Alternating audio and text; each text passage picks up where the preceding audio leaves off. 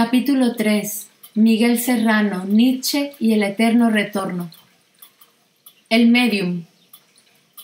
Desde los finales del siglo anterior, la ciencia ha dado pasos de gigante, mejor dicho, la mente del hombre ha cambiado dirección. Aun cuando esto se haga visible solo desde hace unos 20 años a esta parte, y no para todos. Problemas que preocupaban en tiempos de Nietzsche, como ser, materialismo, espiritualismo, hoy son antinomías superadas, casi infantiles, cuando la misma materia desaparece, disuelta en algo tan sutil y extraño que bien pudiera ser eso que se ha llamado espíritu.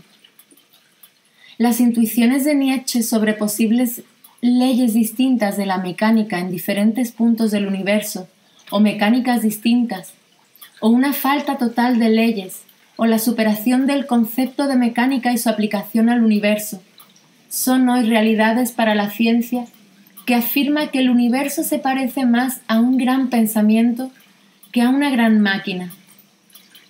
Nietzsche tuvo que ser afectado por el estado de la ciencia de su época, al tratar de dar base científica a su visión, o éxtasis, del eterno retorno.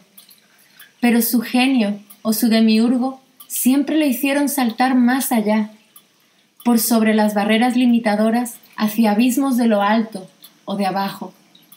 De allí que todo lo suyo deba tener vigencia permanente, pudiendo ser confirmado por la ciencia en su espiral alucinante, en sus nuevas direcciones. Hoy parece innecesaria la reflexión que Nietzsche se hacía antes de iniciar su descripción sobre el misterio de la inspiración, con la que trataba de guardarse de la superstición. Por poco que conservemos la menor parcela de superstición, no podríamos defendernos de la idea de que no somos más que la encarnación, el portavoz, el médium de poderes superiores. ¿Por qué no? La misma descripción que nos diera sobre el nacimiento de las grandes ideas, que no proceden de la mente consciente, sino de hondas profundidades, de dentro de afuera, que no se originan en el cerebro, que las aprende y las interpreta a posteriori, encaja en lo que hoy se entiende por la labor del medium, estudiándose en los laboratorios, parapsicólogos, conjuntamente con los fenómenos de la telepatía y otros. Concentrados esfuerzos se han hecho en estos estudios, sin que el misterio haya sido aún aclarado, de modo que nadie puede probar científicamente que no seamos utilizados por potencias invisibles, superiores o inferiores, allá afuera. En algún lugar del firmamento, en otros astros o dentro de nosotros mismos. En nuestra época de las comunicaciones electrónicas y de la información media instantánea, hay siglas para todo, que lo sintetizan todo. Para los fenómenos extrasensoriales, que ya nadie niega, se han inventado la sigla ESP, abreviatura de las palabras inglesas Extrasensory Perception, para el movimiento de objetos a distancia, sin que se haga uso de medios físicos conocidos. Se ha dado la sigla PK, abreviatura de Psychokinesis, en inglés. Los fenómenos ESP y PK se estudian hoy en laboratorios especializados de los Estados Unidos, en Inglaterra, en la Unión Soviética y en otros lugares del mundo. En Bombay, desde hace más de 20 años, existe un instituto que utiliza instrumentos científicos para efectuar encéfalo y cardiogramas con yogas en el estado de trance, samadhi. Se analiza el metabolismo y condición de la sangre mientras, valiéndose de la voluntad, ¿qué es la voluntad? El yoga controla los procesos automáticos y semiautomáticos del sistema neurovegetativo. O mientras reduce su respiración a un mínimo, o detiene el pulso por una fracción de segundo, o se entierra vivo por varios días. El más famoso laboratorio parapsicológico es el del Dr. J.B. Rhine y su esposa, la doctora Louisa Rhine, en la Universidad Duke, en Carolina del Norte. El Dr. Rhine comenzó sus experimentos en 1932. Allí se usa el más perfeccionado material electrónico a disposición de la ciencia contemporánea, computadoras, etc., para medir y registrar estadísticamente los casos ESP estudiados en ese laboratorio y en el resto del mundo. El Dr. Ryan hállase en contacto con los investigadores de mayor reputación mundial y deberá cambiar información con las universidades europeas y de la URSS. Ya el profesor Jung, en su famoso libro, escrito en colaboración con el Premio Nobel de Física Wolfgang Pauli, sobre los fenómenos del sincronismo acausal, la interpretación de la naturaleza y de la psiquis, Interpretation of Nature and Psyche, hace amplio uso de las estadísticas de Ryan para apoyar su conclusión. El Dr. Ryan ha acuñado un buen número de obras abreviaturas: efectos psi, BM, BT, STM. Los experimentos son largos, tediosos y comprueban la telepatía y transmisión del pensamiento a distancia. El medio principal de que se valen es la adivinación de las cartas de un naipe por un sujeto sentado en un cuarto, mientras otro vuelve las cartas en una pieza distante, aislada, con materiales especiales.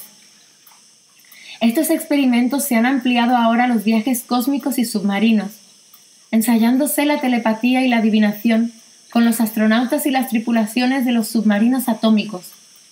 Se habla de resultados sorprendentes que no han sido divulgados aún. Para los efectos de este estudio, no necesitamos ir al detalle de las estadísticas sobre los resultados con las ESP. Bástenos la siguiente conclusión de los laboratorios modernos de parapsicología. Los experimentos, entre otras cosas, comprueban que los fenómenos extrasensoriales no pueden ser provocados a voluntad de la mente consciente del sujeto. Al contrario, cuando la conciencia pretende dirigirlos o producirlos, los perturba o los impide del todo.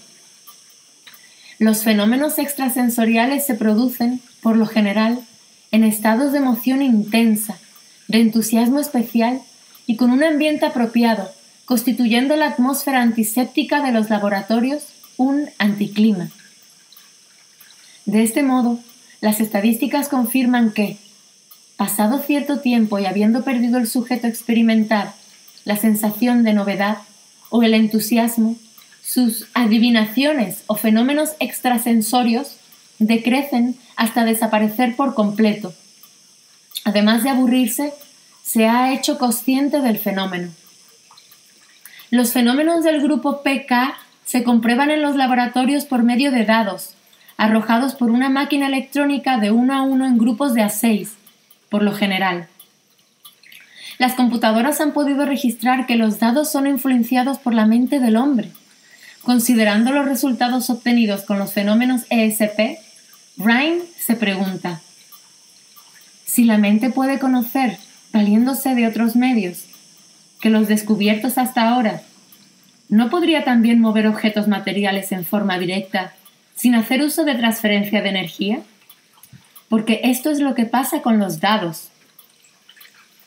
También se ha observado los fenómenos probabilísticos, tan curiosos, valiéndose igualmente de la tecnología electrónica. Se sabe así que hay números que se repiten en las muertes, en los accidentes de aviación, en los naufragios y hasta en los accidentes por patadas de caballos, en los cuarteles y pesebreras. No hay para los fenómenos PK explicación posible. Menos la hay para lo que Jung llama sincronismo. Coincidencias, carentes de toda causa en el mundo de las causas y efectos, ni para el azar lleno de significación, de Nietzsche. Una mujer cuenta que cuando murió su padre, el ciclo se llenó de cuervos. Está contando esta historia y un cuervo se para en la ventana. El profesor Jung acostumbraba a sentarse en las tardes bajo un frondoso árbol del jardín de su casa en Kuznach, cerca de Zúrich.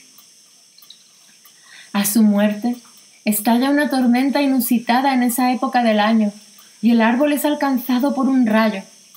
Nietzsche está pensando en traducir sus obras al francés y recibe una carta de Strindberg, quien le cuenta que él es el traductor al francés de sus propias obras, Nietzsche le responde hablando de los azares llenos de significación y le solicita que sea también su traductor.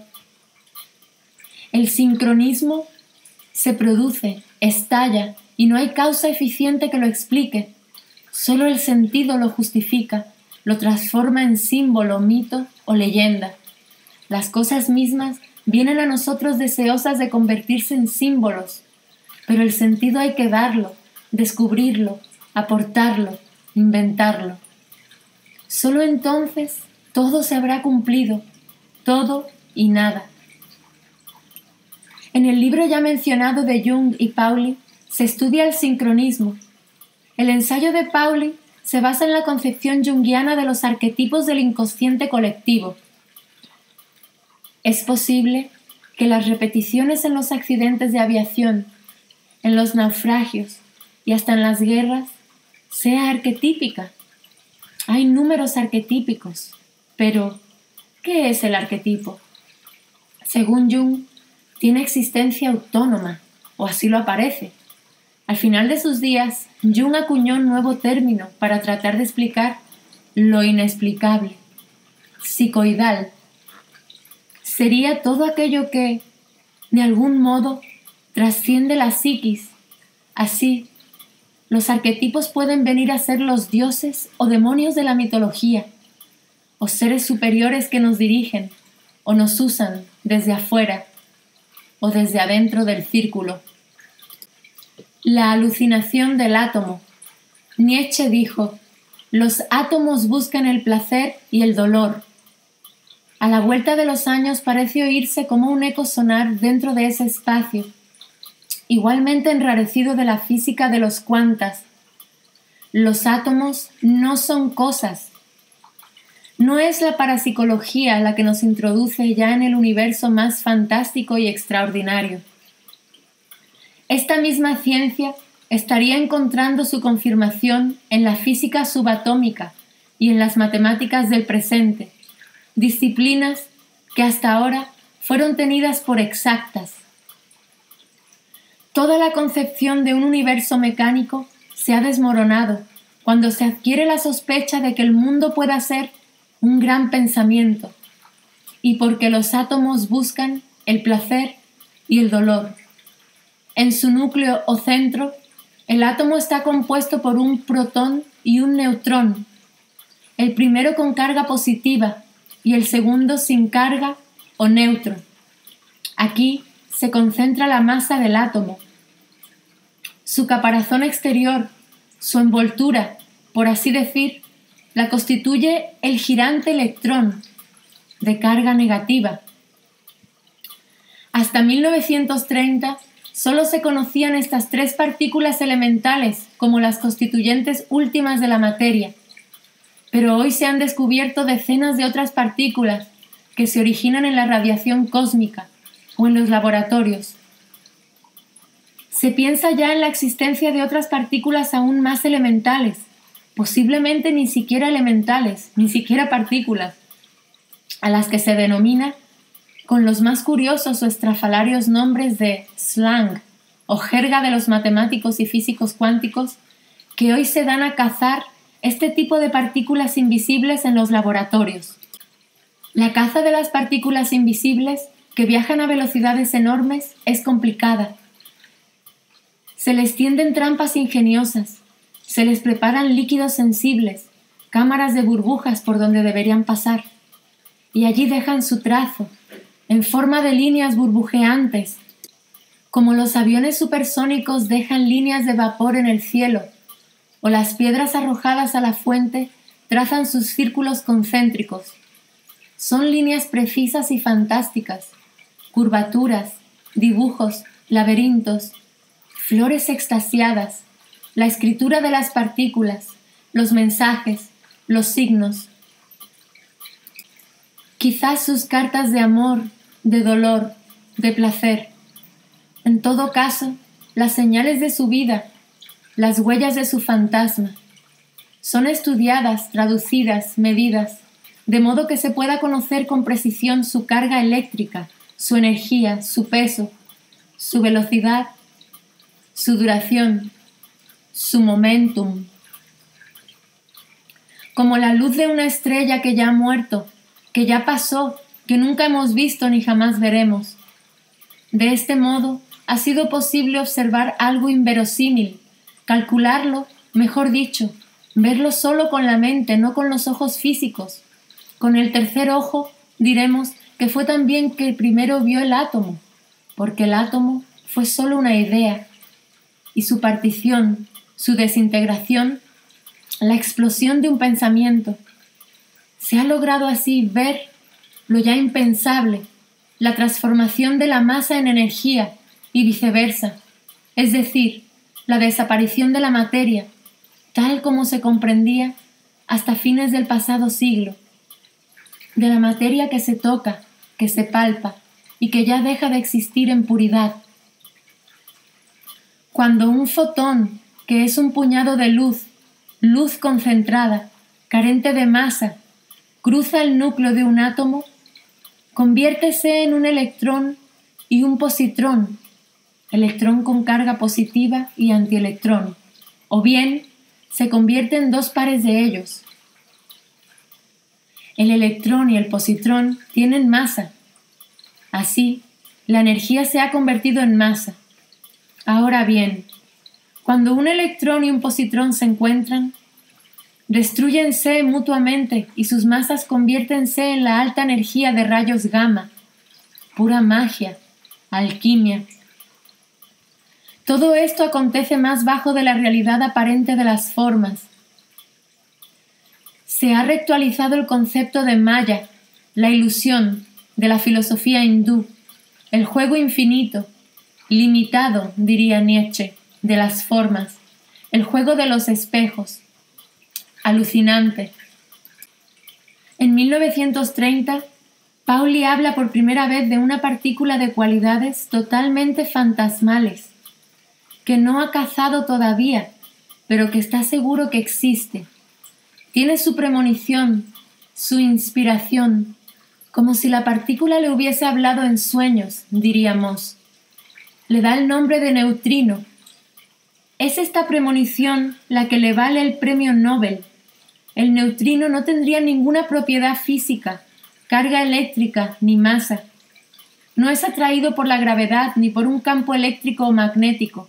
Pasaría a través de todo, del átomo y su núcleo, como los fantasmas a través de las paredes. Solo es captado por la mente. Y es aquí donde lo ha cazado Pauli, no en el cerebro físico, pues los neutrinos pasan por él como un muro que no ven, como por una ventana abierta, viajan a la velocidad de la luz y se originan, al parecer, en la Vía Láctea o en otras galaxias. A cada momento, en este mismo instante, millones de neutrinos estarán pasando a través de nuestro cuerpo, de nuestro cerebro, sin que tengamos conocimiento de ellos, ni ellos de nosotros. Para el neutrino, nuestro mundo material, nuestra materia, nosotros seremos nubes, sombras, huecos cósmicos. No nos verían como nosotros no los vemos a ellos. Tal vez nos descubran también por algún trazo dejado a nuestro paso en el firmamento. Puede que por nuestro dolor o nuestro amor. Esta partícula que Pauli predijera, como un cálculo de la física cuántica, vino a ser descubierta 25 años después, en 1956, en los laboratorios de un reactor atómico de los Estados Unidos. ¿Cómo se pudo cazar el neutrino? Gracias al choque con otro neutrino. Esto sucede. Los neutrinos entran en coalición entre ellos, solamente. Se han establecido laboratorios para propiciar sus accidentes. Este cuasi fantasma de la mente, sin propiedades físicas, ha llevado a los sabios cuánticos a pensar que existan partículas aún más fantasmales, más sutiles, que pudieran al fin aportarnos el eslabón entre la materia y la mente. Se habla ya de la mente universal, la mente como una actividad de un orden semejante a la electricidad o a la gravitación en el universo, pudiendo existir, se dice, según la teoría einsteiniana de la relatividad, una fórmula que llega a captar su interacción, su transformación. ¿Se imagina la existencia de una partícula que una la mente a la materia, que provea el puente levadizo? El astrónomo V.A. Firsov propone el nombre Mindón para esta partícula proveniente de la mente universal. Mente es mind en inglés, de ahí Mindón. Serían estas partículas las que permitirían a la mente hacer uso del cerebro físico.